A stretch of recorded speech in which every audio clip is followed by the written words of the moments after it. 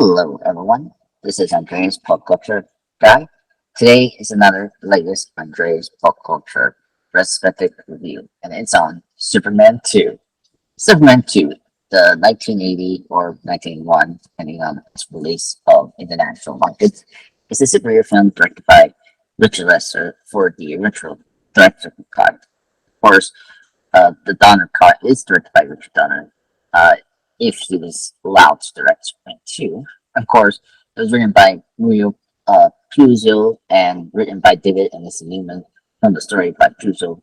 Uh, and of course, this is the second installment in the Superman film series during the 1978 through 1987 run.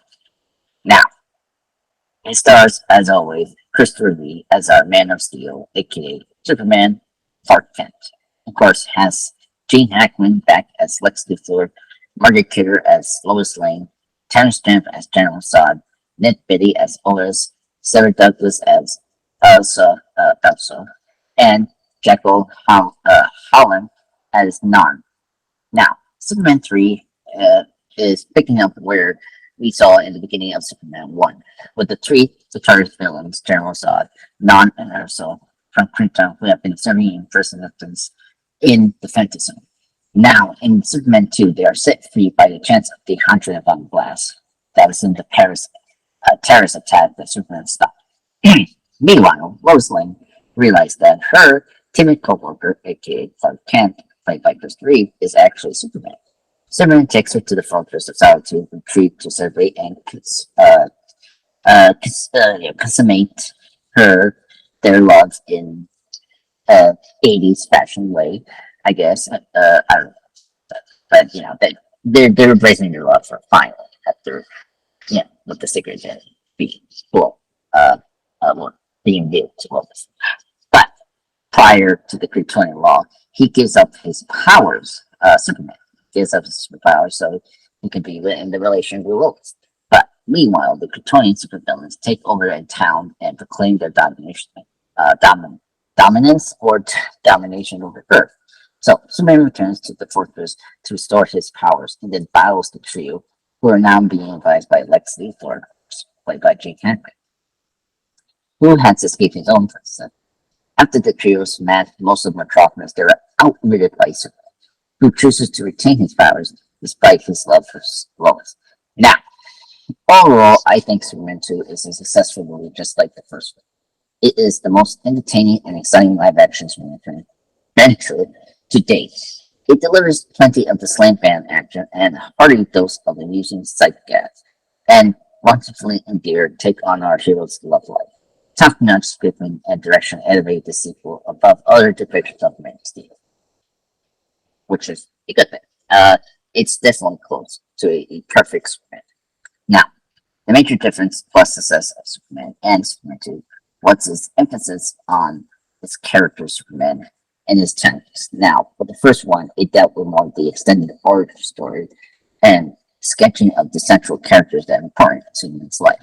And plus, giving the detail on our hero superpowers in general in that first film. But Superman 2's success and difference is it cuts to the chase by introducing the concept of supervillains from the last film we saw, Krypton. And getting Lois and Superman together right away is such a good and then I think logical conclusion to the sequel coming into this film. The key elements distinctly Superman 2 are its whimsical sense of humor and excellent pencil. Superman 2 is a sequel to the 1978 action and the question is it heads and shoulders above the original? Maybe. It's a tough question. I still like the first one, and it's definitely tough. For me, the movie in general, Superman 2 has more of the summer blockbuster format of witty dialogue, fast-paced attitude, and playful sense of humor. Prefers the superhero saga with enough action. With the fluent humor and fast pace, they are also able to comprehend the Superman sacrifice for love. Now, the viewers can enjoy this movie's elegant attitude towards many hallmarks of the Superman mythos, while also appreciating the date between Lois and Clark and the villain's dominance on Earth. This film does, however, deal with the mature themes of world domination, crime, love, heroism, and sacrifice. And Superman 2 begins in a mid-string and never looks back, aside from the brief recap of the first film and the opening credits.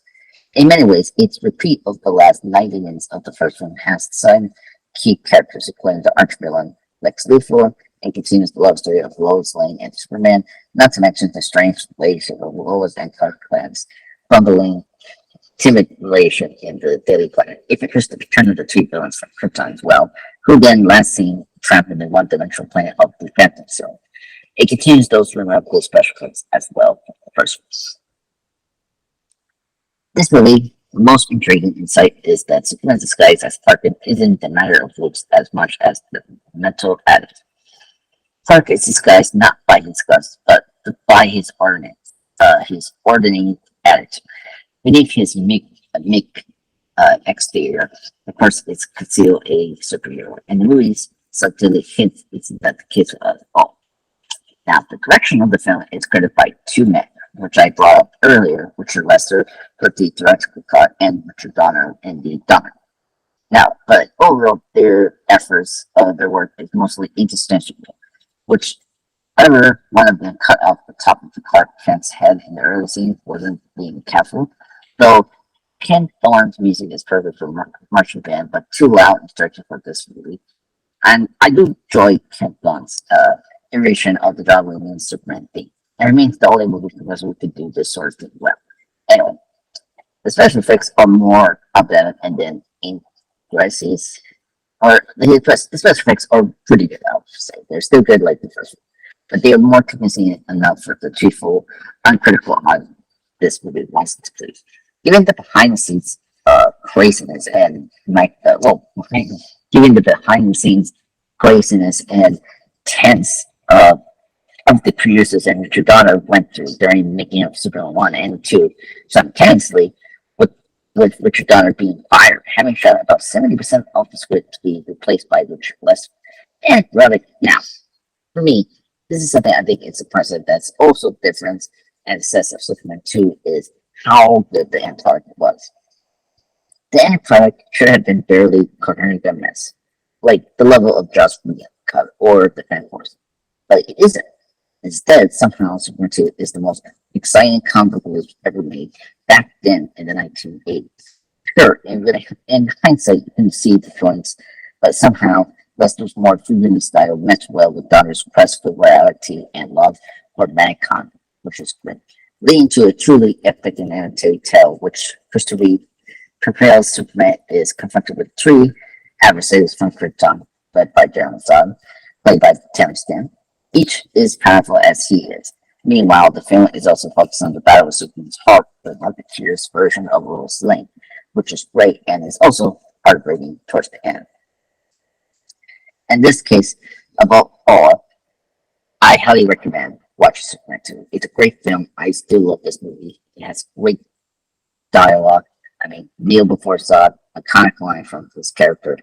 Overall, I highly recommend watching Superman 2 and the Donner card as well. So everyone, thank you so much for joining this awesome Andreas pop culture retrospective review.